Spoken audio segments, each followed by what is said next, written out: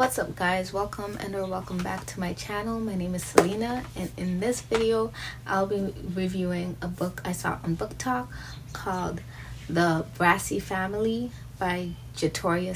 The synopsis goes as follows. If she ever looks me in my eyes, her soul belongs to me, and that's my weakest asset. From Jatori, the author of the Devil Wears Baccarat series, comes a dark urban romance that blurs the line between love and obsession. I read the Devil Wears Baccarat. I will be filming a review on that soon. Just bear with me. I read all 3 books. I'll let y'all know about that when I do the review. But anyways, back to this. In a Boido Cape, the name Brasi is more than a legacy, it's a warning. Naveys Brasi, a detective who operates outside the law, commands both respect and fear. With mafia blood running deep in his veins and underworld connections that could silence anyone, Naveys' power is about absolute as it is dangerous. Love was never part of his plan, but Marli Thompson changed that. She's defiant, untouchable, and strong enough to hate the Brasi family with everything in her. She'd rather burn them to the ground than fall into their trap. But Naveys doesn't take no for an answer. His obsession with Marli goes from beyond desire. It's a compulsion, a dangerous pull he can't ignore. And he'll do anything, manipulate, corner, control to keep her close. Marli knows what the Brasi family is capable of. She spent her whole life building walls against them, protecting herself from a very kind of power Naveys wields. But love doesn't bow to reason. As Naveys closes in, Marli finds herself caught in a dangerous game of power, secrets, and psychological warfare. His every move chips away at her defenses. His every glance sent her spiraling. And when dark truths like her brother's blood on Brasi hands surfaces, their fragile bond fractures under the weight of betrayal. In the Brasi family, love is a savage trap where devotion and destruction walk hand in hand. This is a story for readers who crave gritty romance, possessive alpha males, and heroines who fight for freedom, even when the odds are against them. This girl barely fought. I feel so bad. Oh my god. Anyways, back. If you're ready for a love story that bites back, welcome to the family. Okay, so that's the synopsis and how the story starts off. We start off with Naveys, and he's getting ready for the day, and we see his little routine, and he goes to see his family. Then he goes to his office, and that's where we meet Marli, and they have a little spat. And then what happens is she goes off with Steve, her partner, because they're police officers. And she goes off with Steve, her partner, and they get called back to the office because they found a dead body at a club, and they were confused as to what's happening. So they go to start investigating, and that's how our story begins. When they go back to the office, actually, Naveys ends up getting a threatening note, and so not Naveys. Marli gets a threatening note, and because of this, Naveys ends up saying she can't be with her partner. she's got to be around with him to be doing stuff, and that's how the story starts off.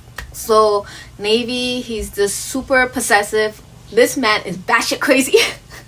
When she said he's nuts, he's nuts. This man is absolutely insane. And it's not just him. Every single person in his family has mental issues. Oh my god. I don't know how such psychoticness is possible with people who are not even blood related. Like, how did it come? It's crazy. This man is nuts. For Naveys, so her father is a preacher, so she's basically a church girl that wanted to escape from a boido. Is that how you say it? A boido? A boido? However you pronounce it. She wanted to escape from that, so she ended up becoming an FBI agent, and she left. And then she ended up coming back and becoming a police officer in the town. And her parents are like super conservative, but she doesn't really follow that conservative construct that her family wanted her to follow, like getting married, blah blah blah. Like, we started off with, she was like a strong character. She would stand up for herself, and like she used to go tit for tat with little Naveys over here. Oh my god, like her character was so interesting at the beginning. Like, oh, this book. Anyways, yeah, I'll into that in the end. Oh my god. My notes while reading the book goes as follows. So I started off with yeah, the beginning was really boring to me. Was listening to reading about what's his name's day or whatever, and like just them investigating. I was like, oh my god, this is kind of dragging. What is this? And then shit started, and I was like, what even is wrong with this man? Him being obsessed with her and claiming her as his doesn't even make sense. And then I was like, he went from this boring ass police officer to a man child with too much privilege and power that doesn't know what to do with it. And I was like, she has a say in everything except for being in this marriage. And I'm like, oh my god, my girl has Stockholm syndrome. She needs to be saved from his clutches. And I was like, I'm sorry, but Naveys is an abuser and needs to be locked away forever. I am not here for Navey. I did not like him. Oh my, he like, I'm like, oh yeah, I'm okay with dark characters, but him, I was like, oh no, he is too dark. He broke me. I was like, whoa. And I was like, the thing that feels off about him liking her is at the beginning of the story, there was no indication of him being into anyone at all. Like, he wasn't even interested in marriage, nothing. Like, he says he wanted to get married, but like, there was nobody that he was like, oh yeah, this is the person I want to marry. With no indication of him being into anyone, not to talk of even her. Like, he made it seem like she was his number one enemy. And then the first interaction we see of them, it looks like she was just a regular employee of his at his office who kind of sort of gets under his skin, but not that much. I guess maybe that is when they showed it, because his comeback to her teasing was so weak, calling her a scallywag. And then I was like, Steve was an asshole and had no right to speak to Marli the way he did, but he didn't deserve to die. Like, I was like, oh my god. When he did that, I was in shock.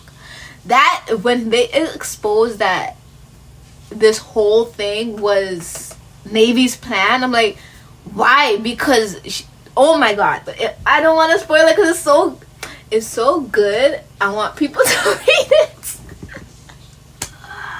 I may not like him, but I want everybody to experience him. Oh my god, I ain't shit. And then I was like, again, what is up with these people and having nasty, musty sex? It's so gross. Yeah, because he locks her in the basement. In his basement. The only thing she has is a toilet and then a water faucet that goes on for 30 seconds. So she's not really like cleaning herself properly. And then he was like eating her. I was like, ew. Again, like, that's me. I'm not even a germaphobe or anything, but I just find that so disgusting. Like, nasty, musty intimacy just sounds gross. Like, leave me out of it. I don't even want to read it. Like, ugh, gross. And then I was like, props to Marli, I'm here for you, girl. I hope you escape at 85%. I was like, oh my god, yay. Like, I was hoping she had like a week away from him, at least a week. I knew he was gonna get her back, but I was just like, oh my god, at least be for like a week or like a month or two or a year, something. I just needed her to have freedom. And then I was like, I hate her dad. I would have left him for dad. I'm like, I hate her dad. I would have told him to suck it and left him for dad, because oh my god, her bitch ass dad pissed me off. And then I was like, why do they keep saying he loves her? He hasn't done anything that shows he's in love with her, other than locking her up in a fucking basement because she disagreed with him. That's love. Keep it to yourself, please. And I'm like, just for the nickname alone, scallywag, Navy deserves an ass beating. I don't know, I just didn't like that. I didn't find that cute or enduring. Like, he could have like had a better nickname for her. And then I'm screaming, she named her kids Nepo, or is that a nickname? Can't believe she stayed and had kids. Like, sis, she lost. We lost her. She was lost in the sauce. And I was like, it never explained why the parents adopted them instead of having their own kids. And then another thing I said was, when she was getting ready and she's like, he's a good man, Savannah. And I'm like, that's funny that she says that, because considering the context when that is used, from what I've seen, is because they're trying to justify being with a shitty man. And then she says that towards Navy. So I'm like, you know he ain't shit. Run. You need to run. He's a good man, Savannah. A good man. I hate her dad. He probably knew that Steve's father was a pedo. How are you more concerned about sanctity of marriage than speaking with your daughter and finding out what happened to make her want to run away? Don't know if I will read the next book. Probably I will, because so far I like Jatori C's writing. Yeah, because I did not like Navy, and then I gotta read books on his other crazy ass family members. These people are insane. But like Jatori, her writing is so like, it keeps me intrigued. Like, she just knows how to write messy characters. Like, oh my god, I'm a fan. And then I'm like, this man took a badass girl and made her a shell of herself to be with him. You know how on TikTok they say, which couple do you see divorcing? I would say this one. She needs to fake her death and move out the States, because this guy ain't it. Yeah, oh my god, I did not like Navy. Oh no, him as a male lead. I think if he did not lock her in that basement, I would have liked him more.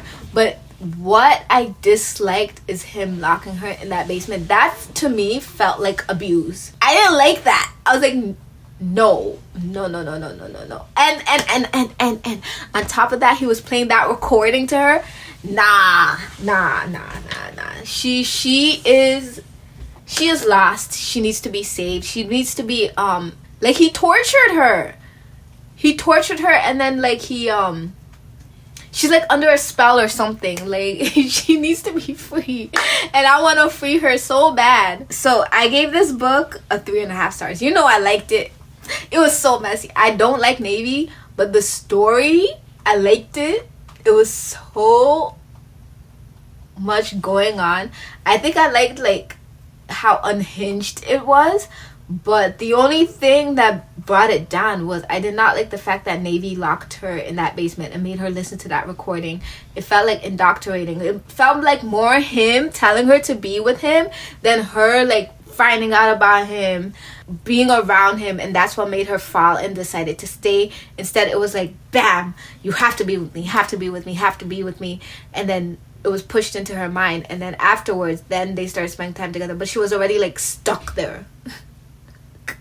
And I didn't like that. I felt like she had no choice. Like, whether she liked it or not, whether she ended up liking him or not, she was still gonna be there. And for me, that was like, I don't know. Like, I don't mind the main characters being batshit insane, but I like my female characters to have freedom to choose to be. I mean, I know they're gonna be with them, but I want it written in a way where she chose to be with this insane guy instead of him kidnapping her. And oh my god, this is horrible. Like, if this wasn't a romance story, this would be a horror. Like, it will be tragedy. Like, are you kidding me? Like, she needs to be saved.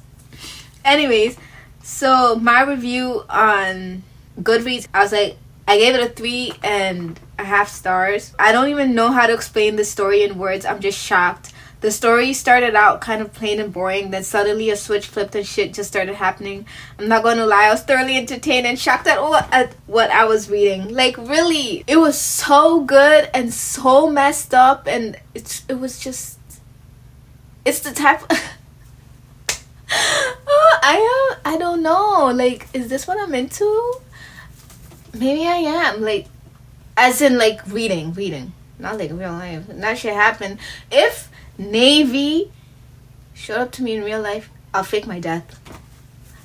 Or I wouldn't even fake my death. I'll actually unalive myself, because I'm not dealing with that shit. No way. No, absolutely not. Stay away from me. No. Like, that whole family, that Aboido, I gotta go. I can't live in that city. No way. And on top of that, like, his family controlled everything. Did they control? Like, they ran the airports, they ran the police station. What were the siblings' other jobs? I don't know. I read this a while ago, so I did forget some details. But yeah, like, everybody had like a certain like section that they were controlling. And then one of the brothers was like smashing the mirror. I'm like, that's crazy. This is crazy. Absolutely nuts. But I will be reading the next book. Like, Jatori C, this girl knows how to write some crazy characters. What were your guys' thoughts if you read this book? Do you plan on reading this book? I highly suggest you read this book. Oh, one more thing I have to say. This is a spoiler. So far in this book, there was nowhere that showed that Naveys family had anything to do with her brother's death. So that part of the description, that part of the synopsis, nothing really connected in the book. The only thing that happened was when at her brother's funeral, he came up to her and was like, oh, everybody dies, but they were like little kids, and I guess she took that to heart forever, and she's like, I hope you die. And that's why he, oh my god, that's why he did what he did to her. Like, oh, it's so crazy, this story. Just read it and then come back here and let's discuss. Like, I wish I had mutual so we can discuss the craziness that was this story. But anyways, thank you so much for watching my video. I'll see you guys in the next one. Bye.